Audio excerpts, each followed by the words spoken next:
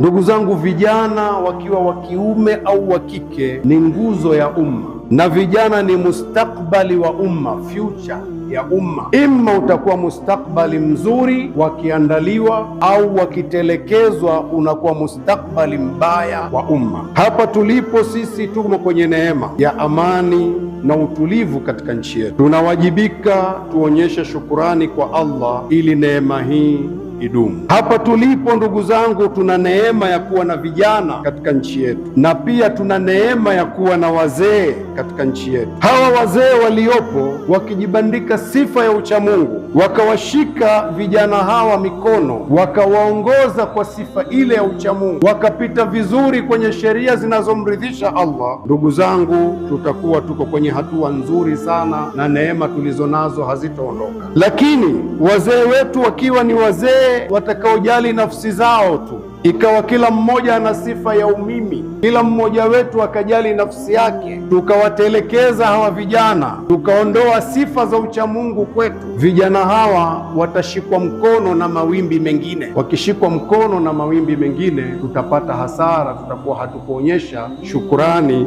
ya sisi kuwa tumekuwa wazee.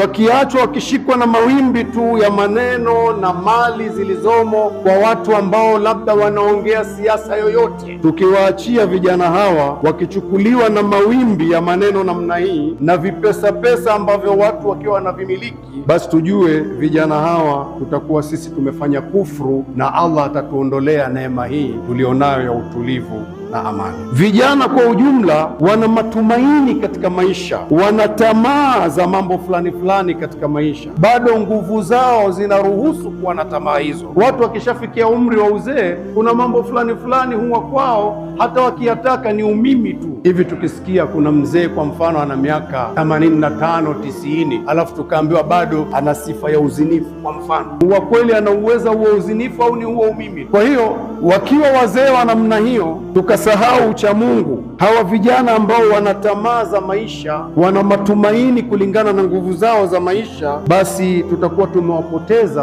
Wanaweza wakashikwa na yeyote yule ambaye anaweza kuwaonyesha njia hata ya upotofu, kwa sababu tu ya tamaa yake ya hayo maisha, atamuitikia yeye na atapotea, na itakuwa ni sababu ya sote kupotea. Nguvu ya kijana katika matumaini inahitaji sana kushikwa mkono. Isiposhikwa mkono, vijana falsafa yao wanasema ukitaka utulizane wewe upate pesa. Kumbe sio kweli kwamba kila ukipata pesa utatulia. Ni wajibu kila yule ambaye ana mamlaka aliyopewa na Mungu yoyote, hata ya kusimamia mtu mmoja, basi hakikishe huyo anayemsimamia anamsimamia vizuri.